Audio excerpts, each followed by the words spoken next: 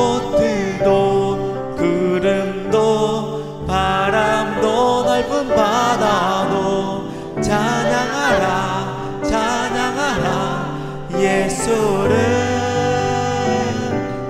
하늘을 울리며 노래해 나의 영혼아. 은혜의 주 은혜의 주 은혜의 주.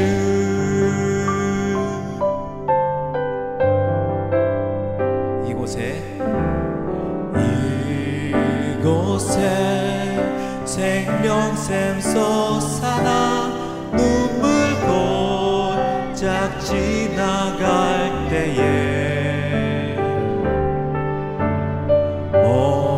모자나 열매 맺히고 웃음소리 넘쳐나리라.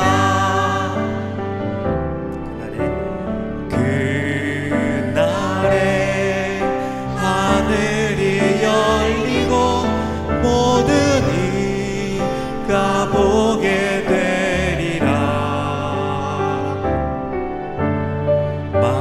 마침내 꽃들이 피고 영광의 주가 오시리라. 꽃들도 구름도 바람도 넓은 바다도 찬양하라 찬양하라 예수를. 하늘을 울리며 노래해 나의 영혼아. 은혜의 주 은혜의 주 은혜의 주. 꽃들도 구름도 바람도 넓은 바다도 찬양하라 찬양하라 예수를. 하늘을 울리며 노래해 나의 영혼아. 은혜의 주 은혜의 주 은혜의 주. 꽃들도 구름도 바람도 넓은 바다도 찬양하라 찬양하라 예수를. 하늘을 울리며 노래해 나의 영혼아. 은혜의 주 은혜의 주 은혜의 주.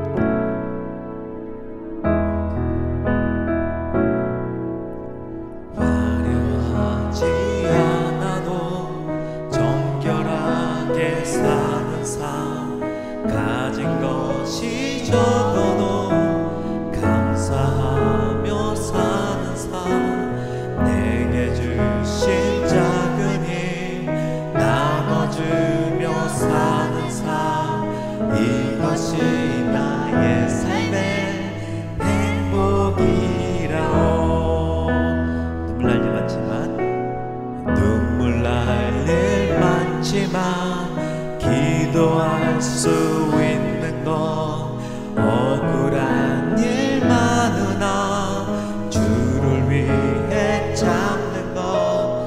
비록 짧은 작은 삶 주 뜻대로 사는 것. 이것이 나의 삶의 행복이라오.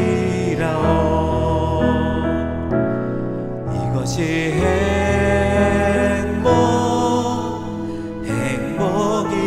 행복이라오. 세상은 알 수 없는 하나님 선물. 이것이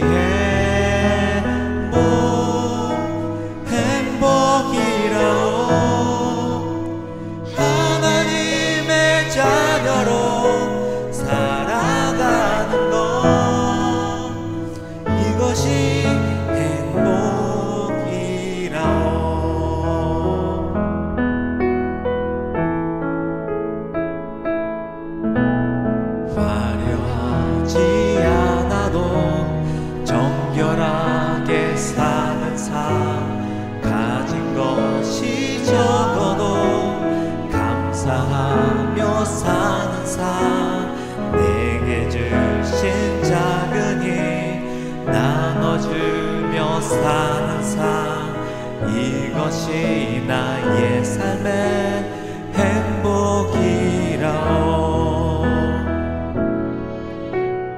눈물 날 일 많지만 기도할 수 있는 건 억울한 일 많으나 주를 위해 참는 건 비록 짧은 작은 삶 주 뜻대로 사는 것 이것이 나의 삶의 행복이라오.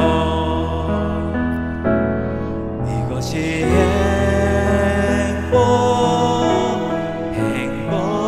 행복이라오. 세상은 알 수 없는 하나님 선물 이것이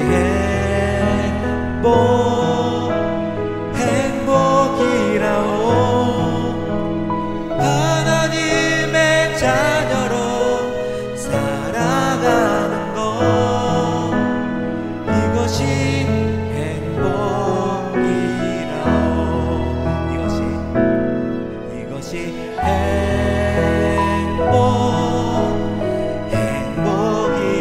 행복이라오. 세상은 알 수 없는 하나님 선물 이것이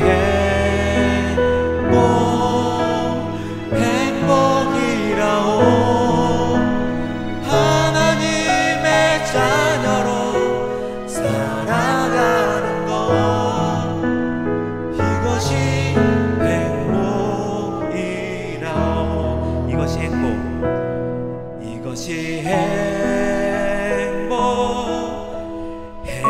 행복이라오. 세상은 알 수 없는 하나님 선물 이것이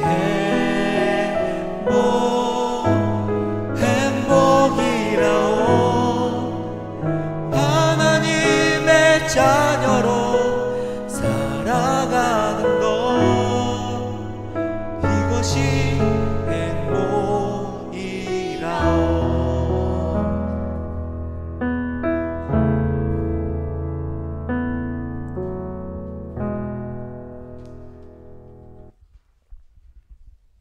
교회 머리가 되시는 예수님이 우리 안에 임하시기를 우리가 소망하면서 함께 찬양하겠습니다.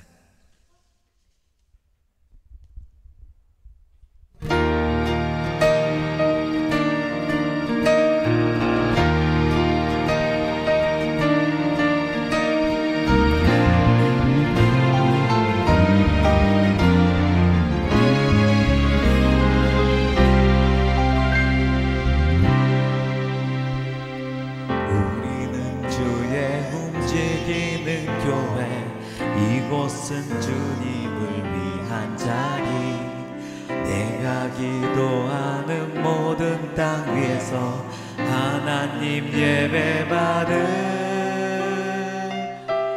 그날을 고대하네.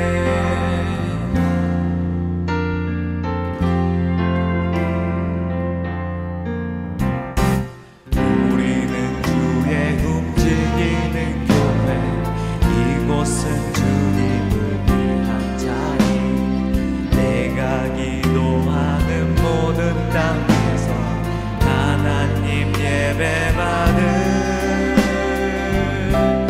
그날을 고대하네.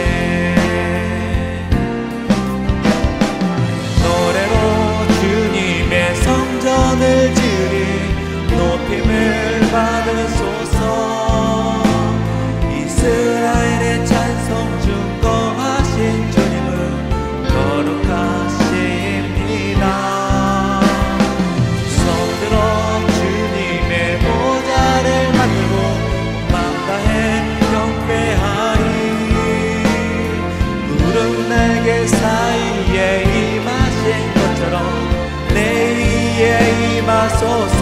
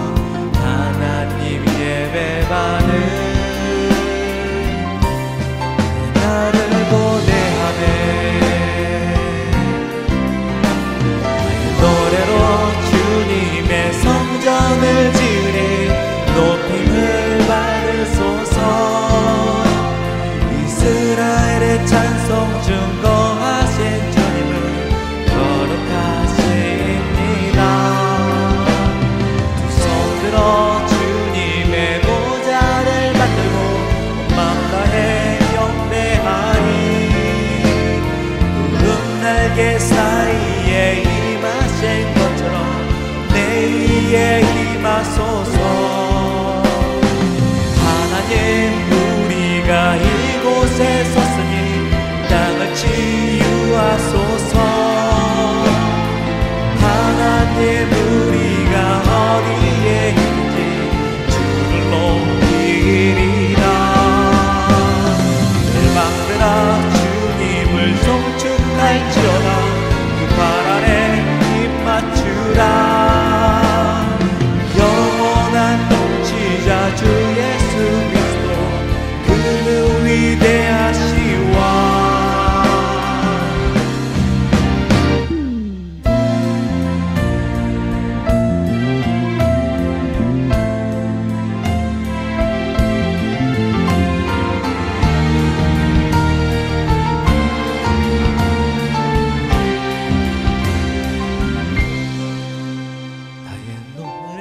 주님의 성전을 지으리 높임을 받으소서.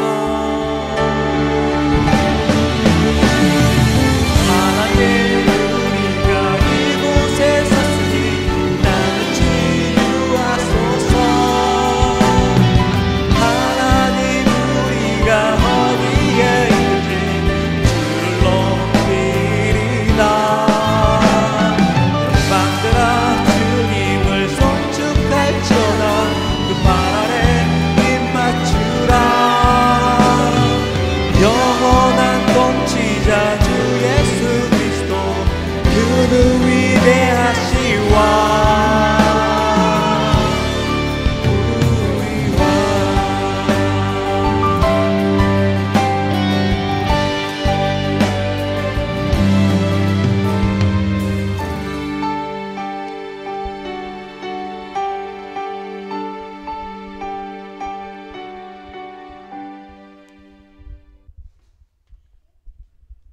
오늘 이제 예배를 저희가 드리면서 독생자도 아끼신 우리 예수님을 우리가 하나님의 은혜로 우리가 생각하면서 그 예수님을 생각하면서 함께 찬양하겠습니다.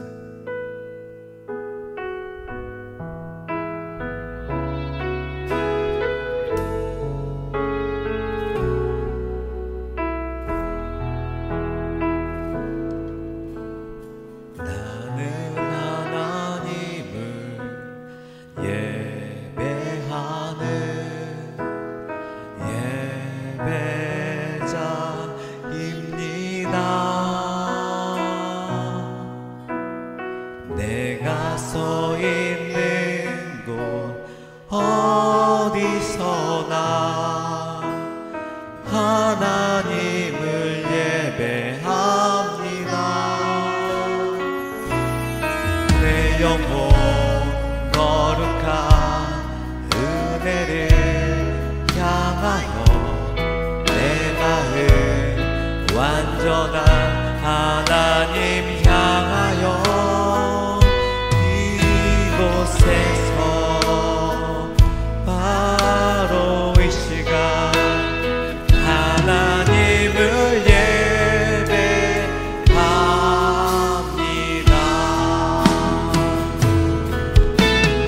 나는 하나님을 예배하는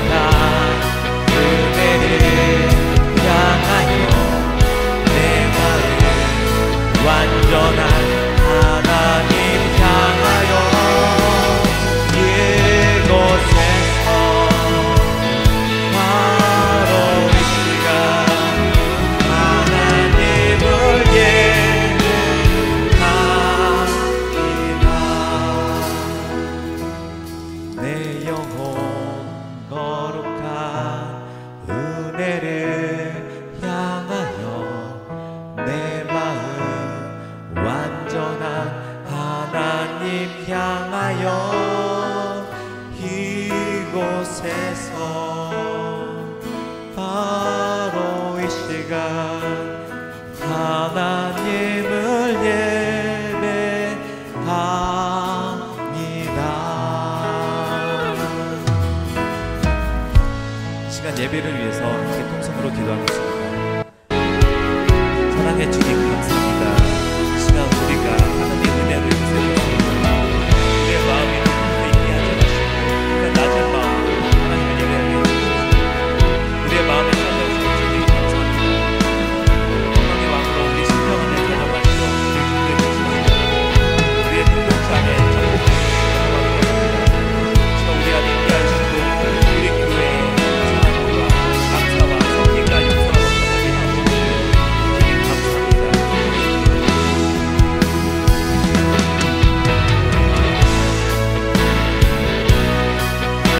이 시간 다 같이 일어나셔서 하나님 앞에 사도신경으로 우리의 신앙을 고백하시고 또 하나님 앞에 주일 예배를 올리도록 하겠습니다.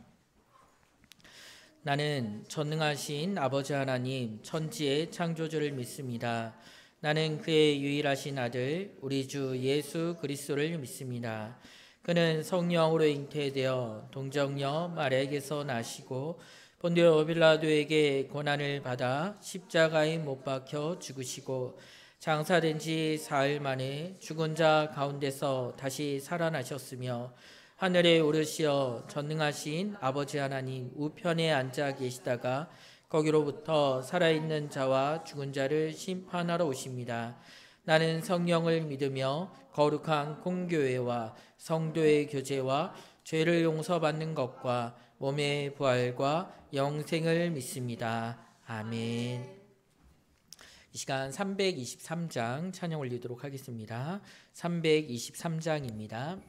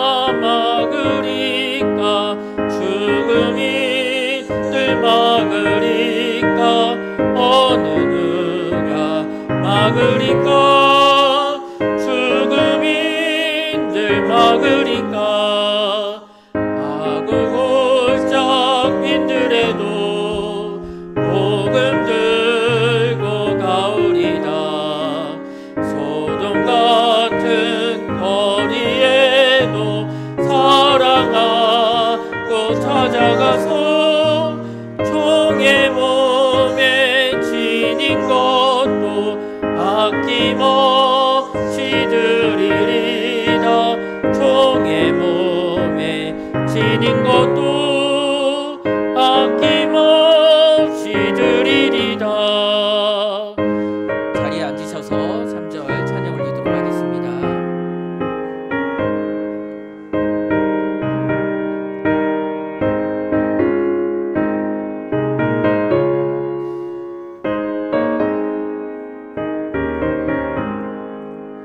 존귀 영광 모든 권세 주님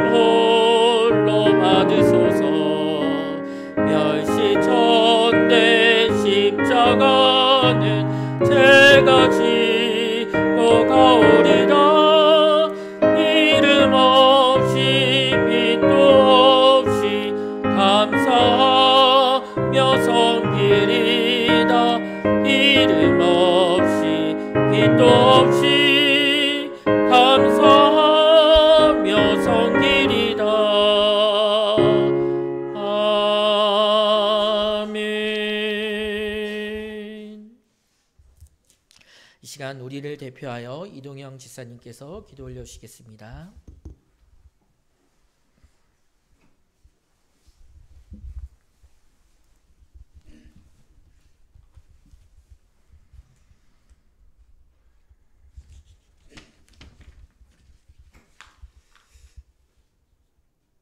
살아계신 아버지 하나님, 거룩하고 복된 주님의 날 함께 모여 예배 드릴 수 있게 하여 주심을 감사드립니다. 아멘.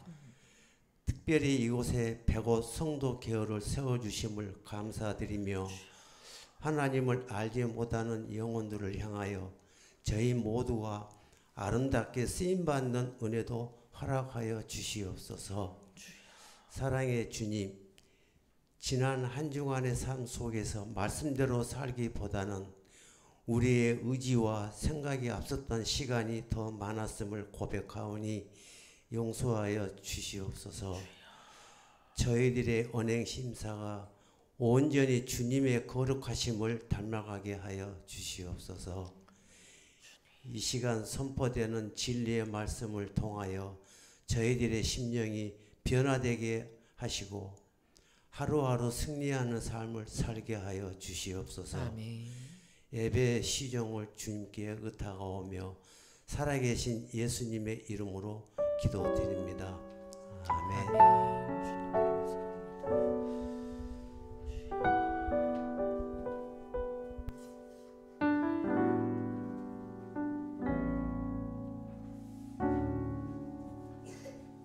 이 시간 하나님의 말씀 로마서 1장 1절에서 6절 말씀 보도록 하겠습니다.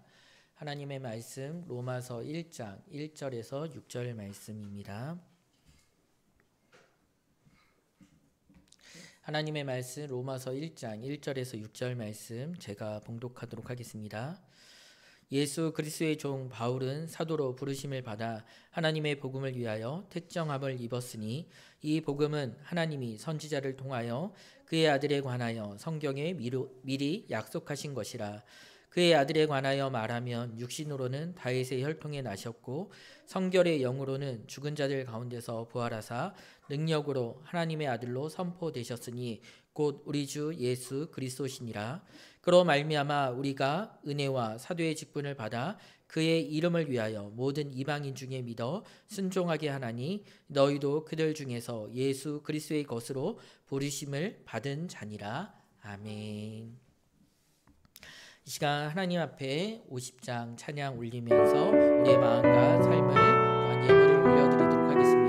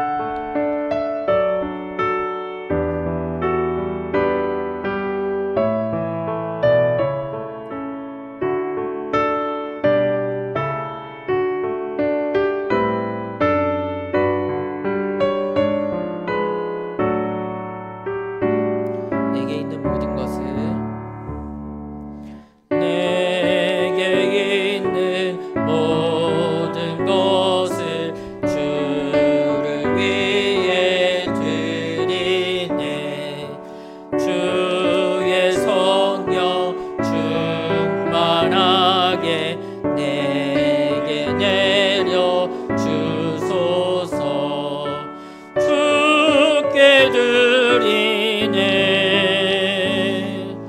주께 드리네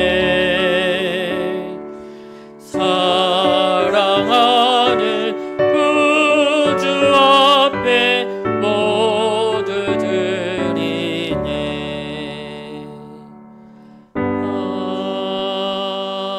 아멘.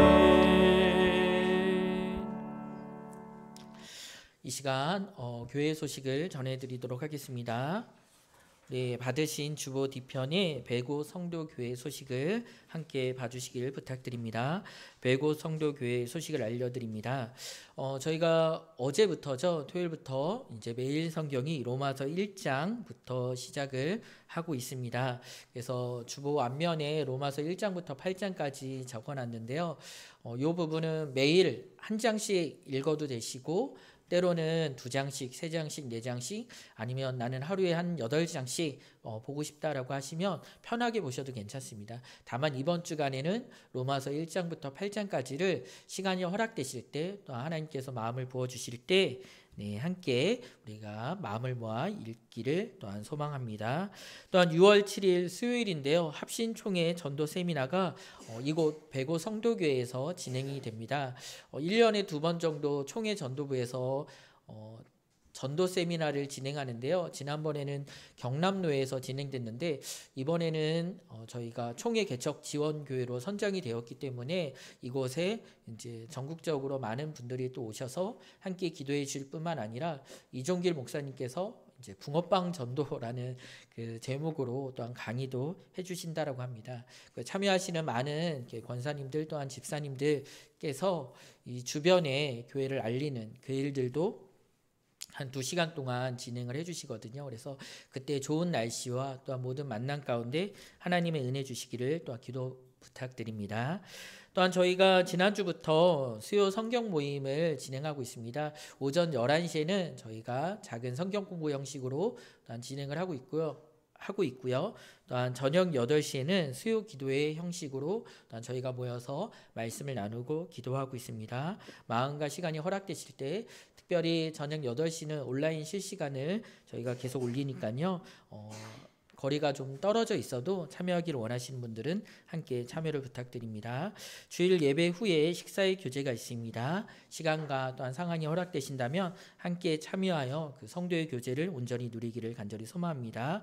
또한 이번 주에는 신숙 집사님께서 도와주셨습니다. 6월부터 예배 후 소그룹 모임을 저희가 진행하려고 합니다. 그래서 다음 주부터는 저희가 오후 2시 정도에 연령대별 또한 상황별로 한번 소그룹을 진행을 하려고 하거든요. 그 부분을 추후에 한 번 더 광고를 드리도록 하겠습니다. 또한 저희가 6월 교회 봉사를 좀 알려드리고자 합니다. 방송 또한 저희가 이제 화분이 많아져서 화분 또한 앞에서 이제 찬양하는 부분 또한 저희가 여러 가지 이제 정리하는 부분에서 섬김 요 부분으로 6월 봉사자를 또한 저희가 부탁드리고 있습니다. 마음이 허락되실 때 또한 자원하는 마음으로 함께해 주시기를 부탁드립니다. 오늘 광고는 이 마지막을 위해서 온 것 같습니다. 저희 교회에 이제 다음 세대라고 이렇게 표현을 하죠. 우리 5월 28일 주일인데 또한 두 친구에게는 오늘이 태어난 날입니다. 사실 가장 큰 축하는 그분들의 어머니 또한 아버지에게도 또한 그 아이를 또한 오랫동안 같이 공동체에서 섬겨주고 사랑했던 그 공동체에게도 축하할 일이지만 아이들은 무언가 받음으로써 자신의 그 정체성을 또 기억하게 되죠. 그래서 교회에서 작지만 우리 마음을 모아서 5월 28일 생일도 똑같고 이름도 똑같아요. 성만 다를 뿐이죠. 장주와 김주와 생일인데요. 축하하는 마음을 담아서 이제 선물을 준비했습니다. 우리 잠깐 전달을 지금 해드리도록 할게요.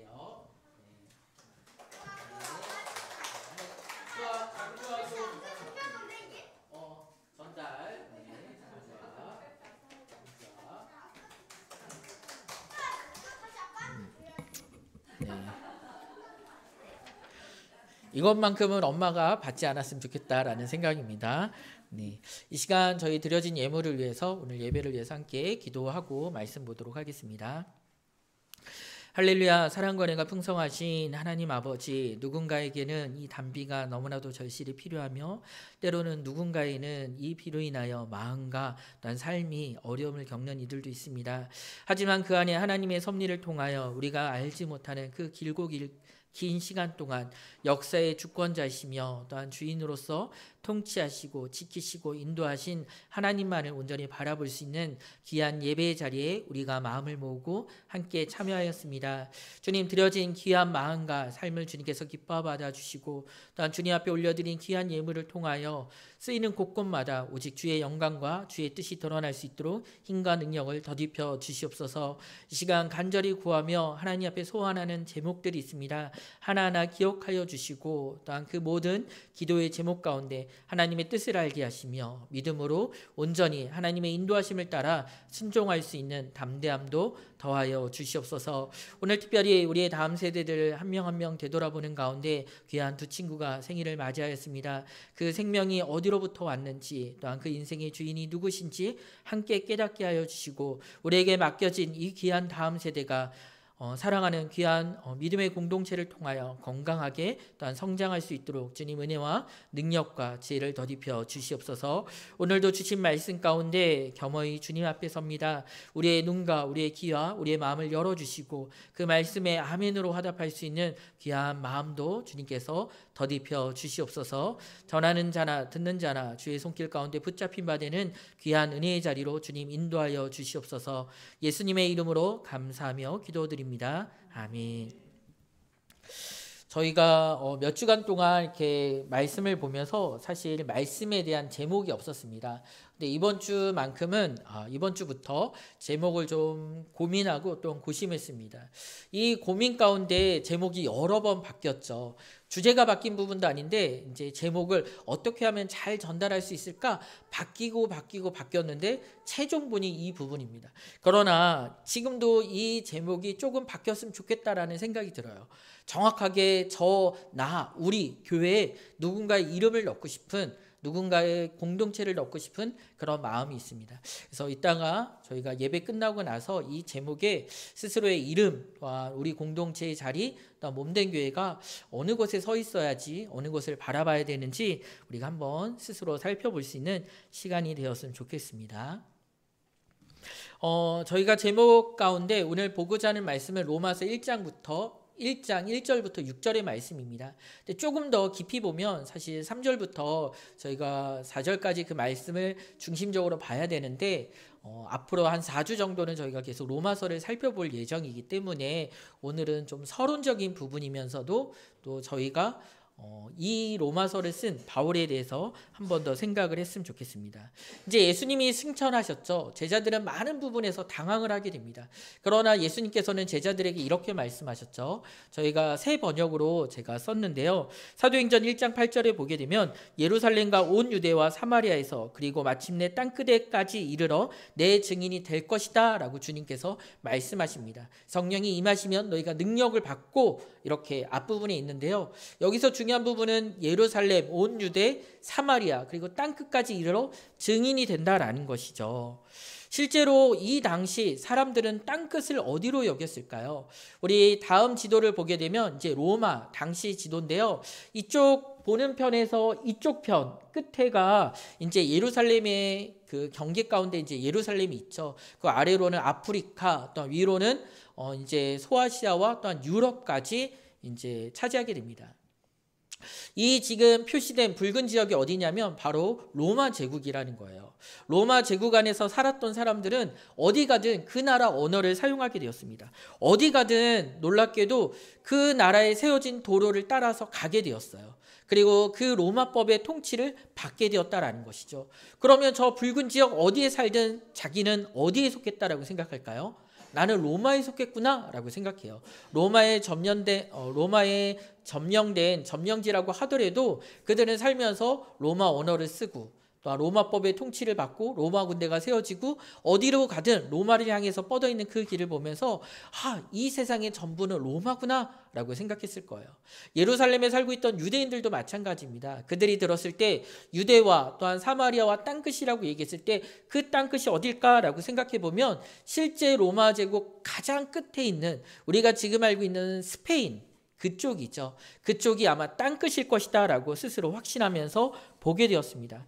그러면서 바울은 본인이 예수 그리스도를 믿게 되고 그 보내심을 받아서 나아갔을 때 이 말씀대로 살아가게 되었어요.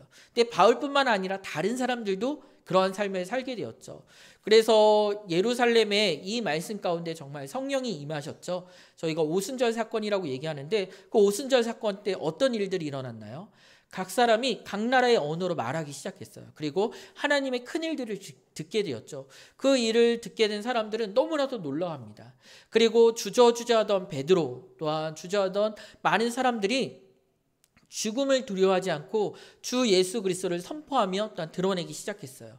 근데 거기에 반발이 있는 것이 아니라 놀랍게도 3,000명, 5,000명 수많은 사람들이 예수님을 믿게 되었죠. 그래서 허다한 무리들이 많은 무리들이 예루살렘 가운데 예수님을 믿고 또한 예수님을 믿는 가운데 그 제자들과 함께 이제 예수님을 향해서 따르게 됩니다.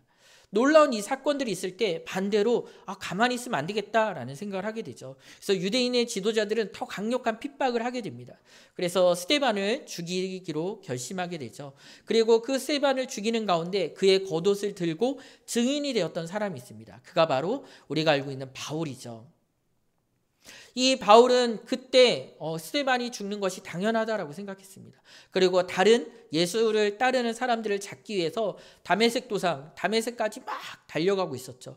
그곳에 가까이 이르렀을 때 놀랍게도 예수님이 바울을 만나주시고 그 예수님을 만났던 바울은 이제 예수님 누구신지 즉각적으로 고백합니다. 주님! 이라고 고백하죠. 그리고 주는 그리스도시요 살아계신 하나님의 아들이시라는 놀라운 고백을 그가 하게 됩니다. 그 신앙의 고백이라는 것이죠. 그 주님이라는 그 고백 가운데 이제 그가 예수님을 전하는 삶을 살게 됩니다. 그래서 다음 지도에 보게 되면 그가 다녔던 곳을 보게 됩니다. 1차 전도여행, 2차 전도여행, 3차 전도여행까지 이렇게 많은 곳들을 누비게 되죠. 근데 시작은 예루살렘에서 조금 벗어난 소아시아죠. 또 다시 돌아왔다가 다시 어디까지 가게 되냐면 이제 유럽 초입, 또 왔다가 지난번에 들리지 못했던 고린도 에베소 해가지고 쭉 돌면서 몇 년이라는 시간들을 거치면서 곳곳에 다 복음을 전하게 돼요.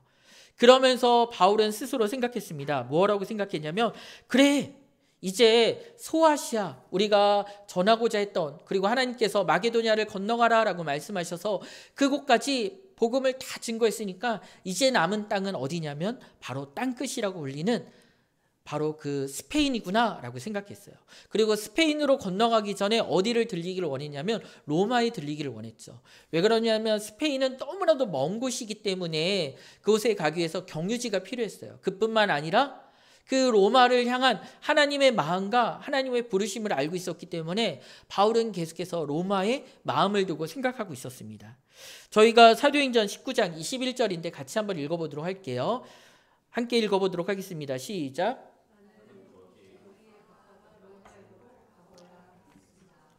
네, 사도행전 19장 21절은요. 이제 3차 전도여행을 하는 중이었어요. 나는 거기에 갔다가 거기가 어디냐면 바로 예루살렘입니다. 이제 마지막 마무리하고 예루살렘에 돌아갔다가 흔히 말하는 4차 전도여행이 이제 로마가 될 것이다 라고 생각을 했던 것이죠. 그리고 사도행전 23장 11절을 보게 되면 이렇게 표현되어 있습니다. 하나님께서 그 마음을 계속해서 격려하시면서 이끄신 장면이 있죠. 사도행전 23장 11절에 이렇게 나와 있는데요. 용기를 내어라. 내가 예루살렘에서 나의 일을 증언한 것 같이 로마에서도 증언하여야 한다라고 나와 있습니다.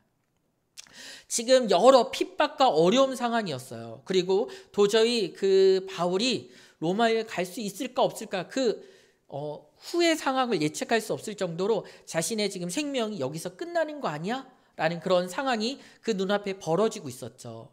근데 그때 주님께서 뭐라고 말씀하셨냐면 용기를 내어라 라고 말씀하십니다. 그리고 이 예루살렘에서 너가 복음을 증거한 것처럼 너는 로마에 가서 복음을 증거해야 된다 라고 얘기하고 있는 것이죠.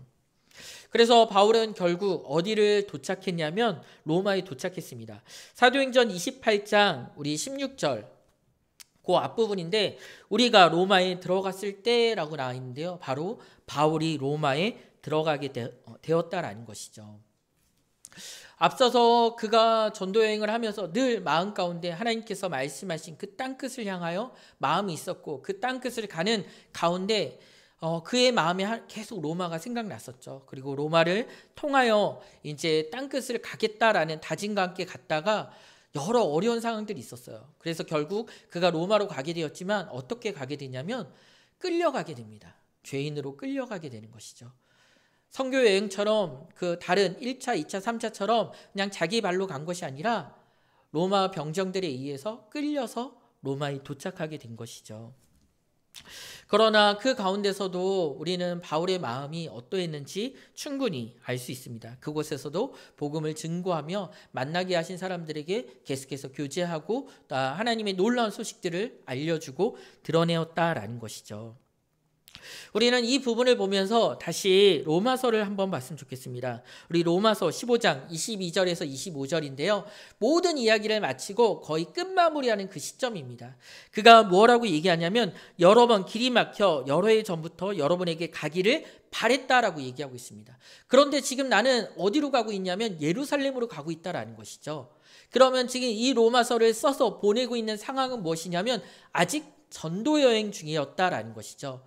로마에 가고 싶은데 내가 너무너무 가고 싶어서 여러 번 시도했는데 가는 길이 여러 번 매번 막혔다. 하지만 나는 갈 것이다. 근데 언제? 내가 이 예루살렘에 들리고 나서 이 구제헌금들을 받은 것을 예루살렘 교회에 전달하고 모든 일이 마무리되면 이제 다음은 로마로 향해서 바로 갈 거야 라고 하면서 이 로마서를 쓰게 되었다라는 것이죠. 그러면 저희가 아까 사도행전 19장 21절에 보게 되면 나는 거기에 갔다가 라고 이렇게 나와 있는데 예루살렘, 지금 사도행전 19장과 로마서 15장 이 쓰고 있는 그 상황이 연결되면서 저희가 살펴볼 수 있다라는 것이죠. 그러면서 우리는 놀라운 사실을 보게 됩니다. 바울이 포로로 끌려가서 죄인으로 끌려가서 로마에 도착하기 전에 이 로마서가 그곳에 도착했다라는 것을 알게 되죠. 바울이 그렇게 간절히 바라는 마음 가운데 그들을 향하여 쓰였던 편지가 바울보다 먼저 그들에게 전달되었다라는 것입니다. 우리는 이 부분을 통하여 바울이 그 로마로 가고자 했던 그 마음, 그리고 몸이 여러 번 가는 것을 막히게 되자 편지까지 써서 베베를 통하여 전달했던 그 상황들을 보게 되면 그가 얼만큼 그 로마로 가기를 강력히 원했는지 바라고 소망했는지 알 수 있습니다. 로마의 그 화려함을 보기 위해서 마치 지방에 있던 분들이 이거 지방을 폄하하는 그런 표현은 아닙니다. 그냥 제 머리 수준에서 나오는 그런 예화가 이 정도예요. 그냥 먼 곳에 있는데 사실 부산이나 그런 데가 더 좋을 수도 있어요. 그런데 그래도 서울은 한번 가봐야지 라는 마음에 서울을 가는 그 마음으로 로마를 가고 싶었던 것이 아니라는 것이죠. 먼저 하나님께서 그의 부르심이 있었습니다.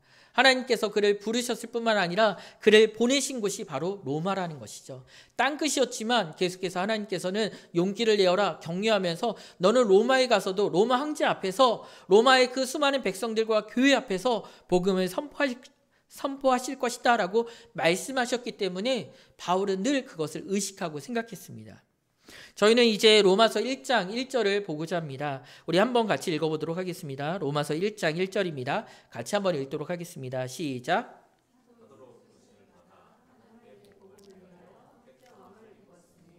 네, 여기서 사도로 부르심을 받았다라는 것이죠. 사도라는 뜻은 좀 이렇게 저희가 헬라어로 보게 되면 아폴로 텔레스라라고 해가지고요, 보내심을 받은 사람이라는 것입니다.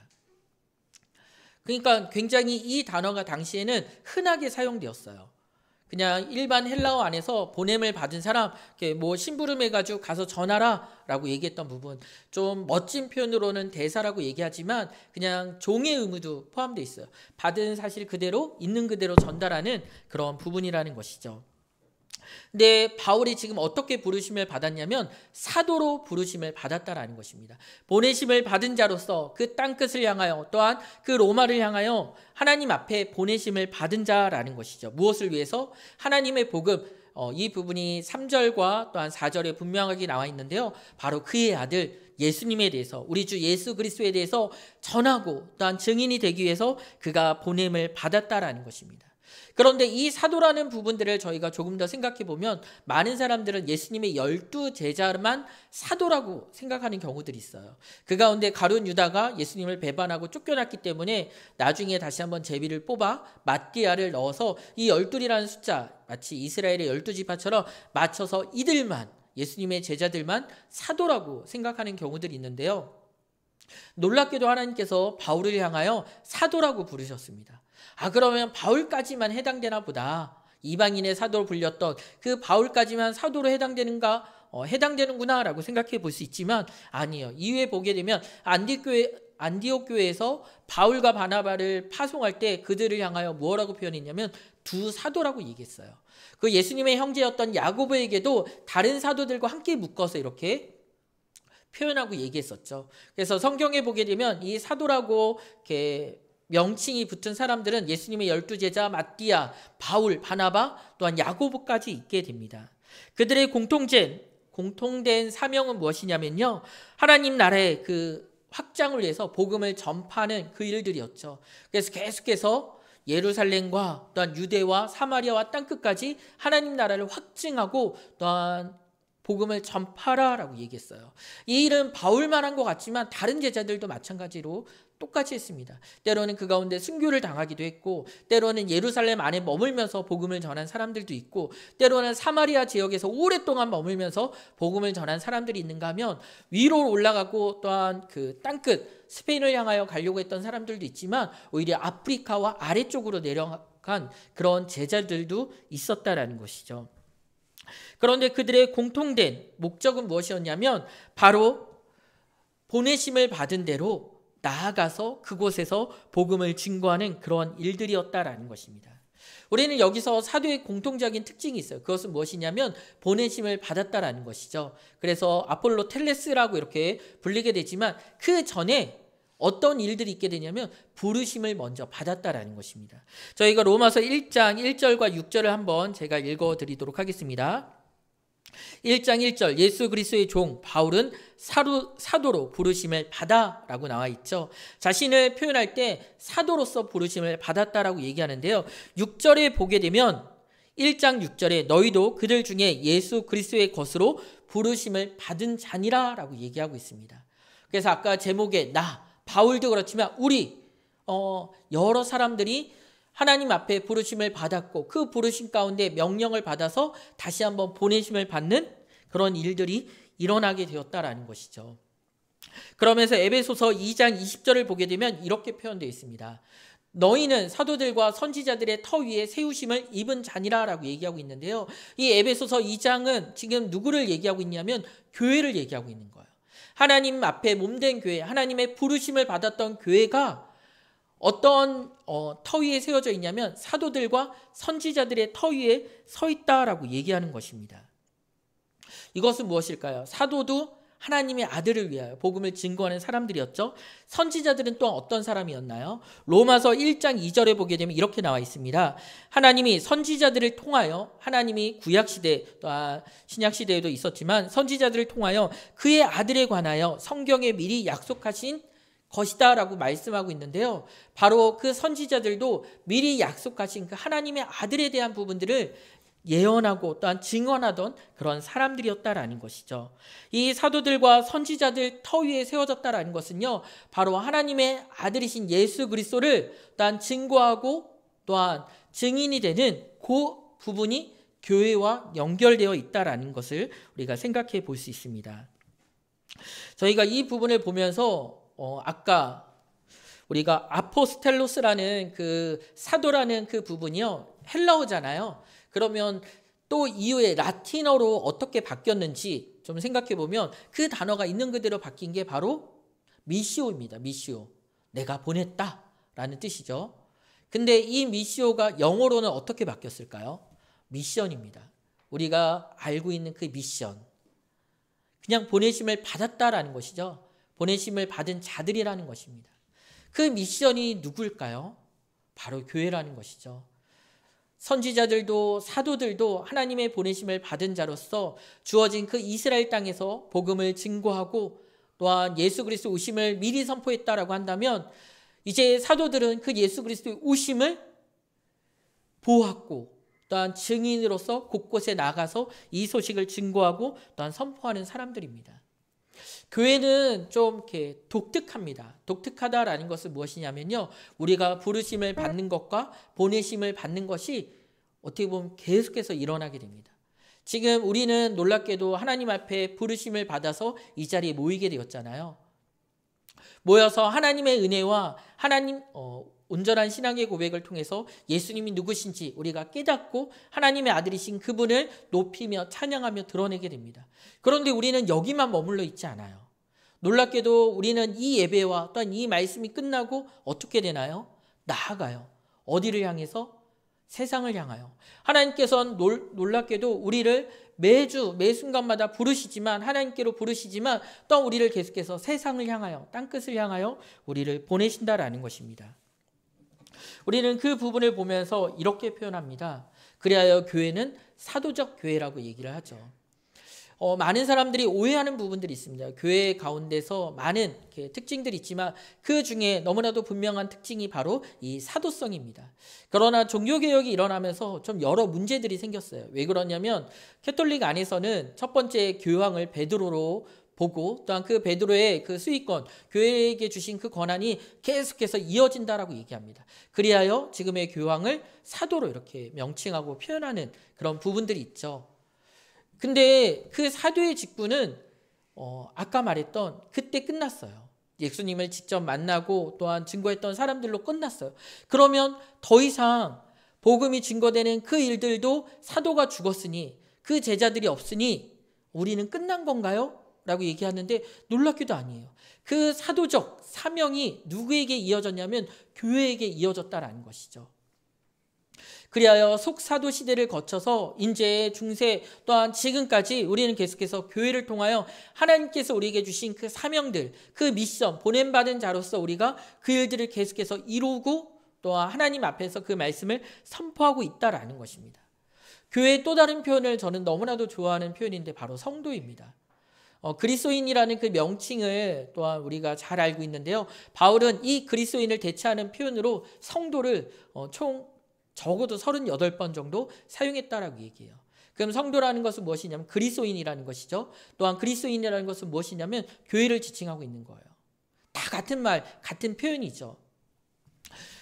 교회라는 부분이 이제 가르치는 그 한자적인 부분이 좀 섞여 있어서 그렇지만 회중, 믿는 자들, 그리스도인 또한 우리가 어떻게 보면 성도 이런 표현이 저희의 정체성, 신분을 더 잘 표현할 수도 있을 것입니다. 우리는 분명히 얘기하지만 사도는 아닙니다. 그러나 사도적 교회로 부르심을 받았다라는 것이죠. 그리고 우리는 사도적 교회로 보내심을 받은 자들이라는 것입니다. 그리하여 우리가 가는 곳곳마다 우리는 어떻게 살아가냐면 성도로 하나님 앞에 하나님의 보내심 받은 자로서 살아가고 또한 세워지고 있다는 것이죠. 빛과 소금의 역할을 감당하라고 얘기하는 것은 무엇일까요?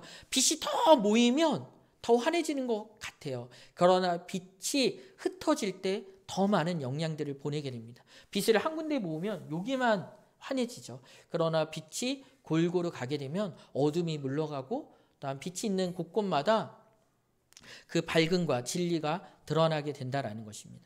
소금이 갖고 있으면 아무 의미가 없어요.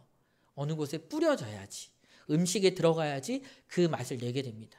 우리가 거룩함을 유지하기 위해서 산골로 가서 좋은 집을 짓고 우리 여기서만 자족하자라고 해서 씨 뿌리고 거기서 나오는 열매로 먹고 살면서 하나님만 예배하지, 하나님께서 그것을 우리에게 원하시거나 바라시지 않았어요. 예루살렘에 수많은 믿는 자들이 세워지고 또한 그 안에서 그들이 흥왕에 갈 때 어떤 일들이 있었나요? 핍박이 있었고 그들이 흩어졌어요. 그 흩어짐을 통해서 곳곳에 교회가 세워졌고 곳곳에 빛과 소금의 역할을 감당하는 성도들이 하나님의 은혜의 발자취를 또한 남기고 또한 걸어가게 되었다라는 것입니다. 우리는 이 말씀을 우리 스스로 생각하고 또한 되돌아봐야 될 것입니다. 교회가 우리가 무엇일까라는 생각을 하게 되면 때로는 교회를 이러한 건물로 알고 있는 분들이 많아요. 그러나 교회는 건물이 아닙니다. 교회는 그러면 좀 성향이 맞는 사람들이 모여서 또한 좋은 일들을 많이 하는 봉사단체, NGO 그런 부분인가요? 라고 얘기했을 때 그것도 아닙니다.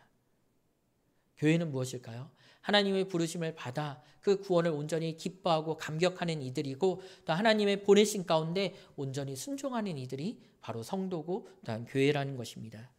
우리가 보내심 받은 그 자리들을 하나하나 생각해 봤으면 좋겠습니다. 그 보내심 받은 자리를 보면서 스스로 평가할 수도 있죠. 내가 원하지 않았어. 내가 원하던 자리가 아니야. 내가 원하는 곳은 이곳인데 왜 난 여기 와 있지? 원망과 불평으로 우리가 토해내고 얘기할 수도 있을 거예요.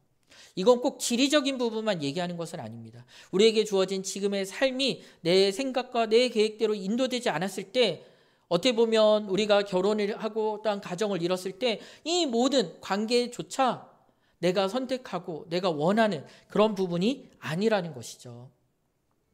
그 가운데 원망과 불평이 쌓여지면서 바꿔달라고 기도할 때가 많을 것입니다.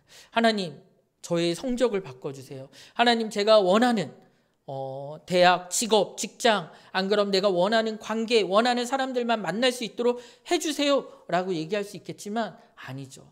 우리는 바울이 사도로서 그 보내심 받은 자로서 로마를 소원했던 그 소망을 바라봐야 됩니다.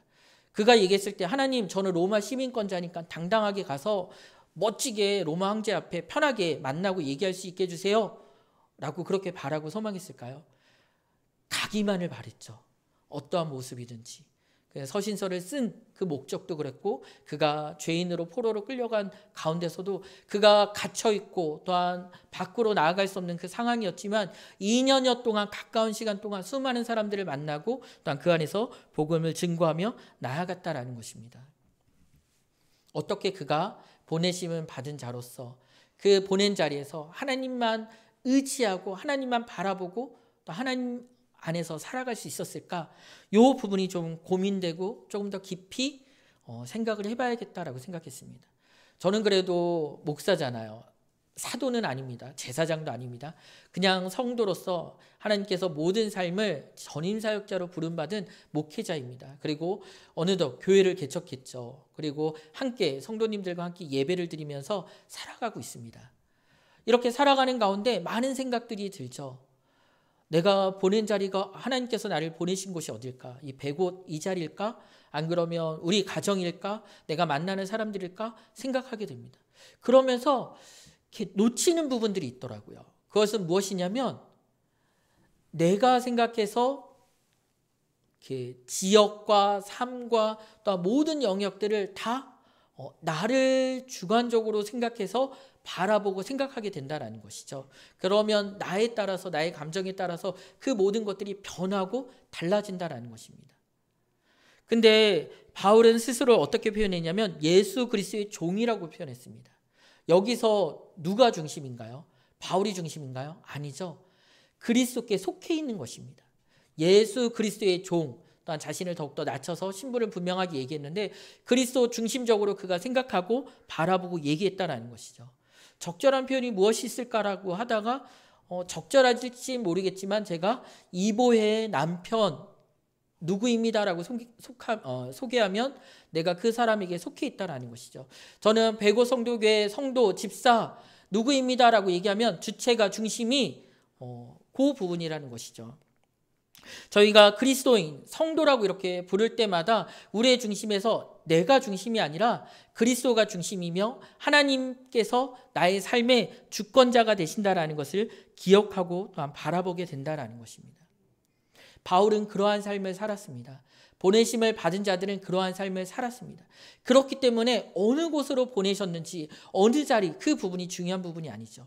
내가 그곳에서도 그리스도께 속해 있느냐, 그리스도께서 내 삶의 주인이 되시느냐라는 것입니다.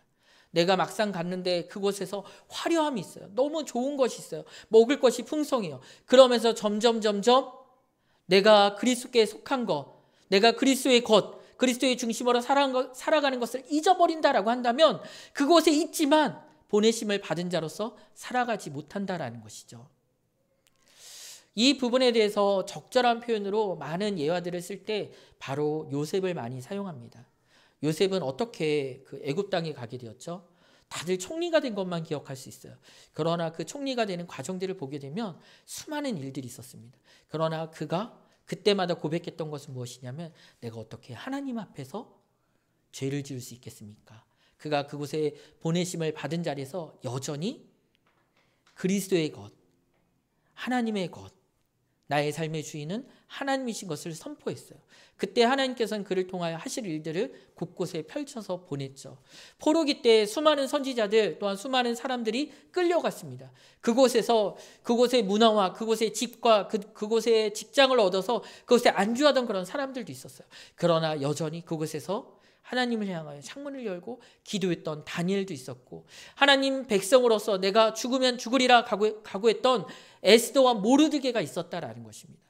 우리는 그 부분들을 기억하면서 우리는 사도적 교회로서 하나님께서 우리를 부르시고 보내셨을 때 보낸 그 자리에서 그리스도의 것이라는 것, 하나님이 우리의 삶의 중심이라는 것, 나를 보내신 분이 누구신지 그 명령과 그 사랑과 또한 그 걸음에 우리가 귀를 기울이고 집중해야 된다라는 것이죠. 우리가 만나는 사람들과 음식을 먹고 교제를 하고 어떤 직장을 갖고 어떤 치료를 하고 어떤 물질을 벌 때마다 우리는 그 모든 것들 안에서 우리가 세상에 속한 것이 아니라 그리스도의 것으로 구별되어서 그리스도의 성도로, 백성으로, 종으로 살아가고 있다는 것을 기억해야 될 것입니다. 우리는 아까 사도행전 1장 8절의 말씀을 보았습니다. 예루살렘과 온 유대와 사마리아와 땅끝까지 복음을 증거한다라고 말했죠. 이 부분과 맥락이 이어지는 부분이 마태복음 28장의 지상명령 마지막에 나오는 그 말씀이죠. 그 부분은 무엇인가요? 너희는 땅끝까지 복음을 증거하라 라고 말씀하시면서 마지막에 무엇라고 말씀하시죠? 세상 끝날까지 내가 너와 함께하겠다라고 말씀하십니다. 바울이 보내졌던 그 로마에 그는 홀로 있지 않았다라는 것이죠. 그가 감옥에 있을 때도 홀로 있지 않았습니다. 요셉과도 함께 하셨고 하나님께서는 에스더와도 함께 하셨고 우리가 이 자리에서만 하나님과 함께 하는 것이 아니라 이 자리를 나가 때로는 불평과 또한 세상의 어려운 가운데 있는 그런 부조리한 사회 속에 있다라고 하더라도 우리는 그 핍박과 어려운 가운데 내가 왜 여기 있지 불평과 원망을 쏟아낼지 모르는 그런 상황이지만 내가 주님과 함께 있다라는 것, 내가 주님께 속했다라는 것을 기억한다라고 한다면 하나님께서는 그 안에서 하나님 나라를 선포하실 것이고 우리를 통하여 복음이 증거될 것이고 우리는 그 가운데 빛과 소금으로 주의 일들을 감당하게 될 것입니다. 오늘 아까의 제목을 한 번 더 생각하고 떠올렸으면 좋겠습니다. 보내심을 받은 자들이 누구일까요? 나, 우리 교회라는 것이죠. 여기서 나 스스로를 배제할 수 있을까요? 아니죠. 김종현이죠. 그리고 우리 배고성도교회입니다. 그리고 교회라는 것은 한 몸을 이룬 어느 지역에 있든 어느 자리에 있든 한 몸을 이룬 교회가 다 보내심을 받은 자들이라는 것이죠. 이제 세상에 우리는 흩어질 것입니다. 세상에 나아갈 것입니다. 그냥 머물러 있지 않고 많은 사람들을 만나고 많은 일들이 있을 것입니다. 그때 우리가 그리스도와 함께 있다라는 것을 기억하기를 간절히 소망합니다. 그리고 내 뜻대로 내 마음대로 살아가는 것이 아니라 내 삶의 주인이 예수 그리스도이시며 우리가 그분께 속해 있다라는 것을 기억하고 고백할 수 있는 귀한 성도가 되기를 간절히 소망합니다. 시간 함께 기도 올리도록 하겠습니다. 할렐루야. 사랑과 은혜가 풍성하신 하나님 아버지, 오늘 말씀을 통하여 다시 한번 교회가 무엇인지 또한 그 사도들과 선지자들의 터위에 세워진 교회가 그 사도적 그 사명을 어떻게 감당하며 살아가야 되는지 다시 한번 되돌아봅니다. 우리를 부르셨고 또 우리를 보내셨는데 우리는 그 보내신 곳에서 누구로 살아가고 있나 다시 한번 되돌아보게 됩니다. 나의 훌륭함을 드러내며 나의 지식을 드러내며 나의 능력을 드러내며 나로 살아가고 있는지, 안 그러면 그리스도에 속한 하나님의 백성으로 하나님의 자녀로 성도로 살아가고 있는지 우리 스스로를 다시 한번 되돌아보게 됩니다. 그 안에서 주님과 교제하며 주님의 역사심을 또 온전히 또한 되돌아보고 또한 누리기를 간절히 소망합니다. 그 일들을 위하여 다시 한번 주의 말씀을 우리 마음 가운데 새기고 주의 보내심을 따라 담대히 나아가기를 소망하오니 주님 우리를 이끌어 주시고 우리를 인도하여 주시며 용기를 내어라 격려해 주신 것처럼 우리의 삶을 주장하여 주시옵소서. 이제는 우리 주 예수 그리스도의 크고 놀라우신 은혜와 하나님의 크고 크신 사랑과 성령님의 함께하심이 이 시간 사도적 교회로 세워져 온 땅 가운데 보내신 그 곳에서 성도로서의 삶을 살아 오직 주님만을 드러내며 주님께만 영광 돌리기를 간절히 소망하는 우리 사랑하는 배고 성도교회와 주의 백성들 가운데 이제로부터 영원토록 함께 있기를 간절히 축원하옵나이다. 아멘.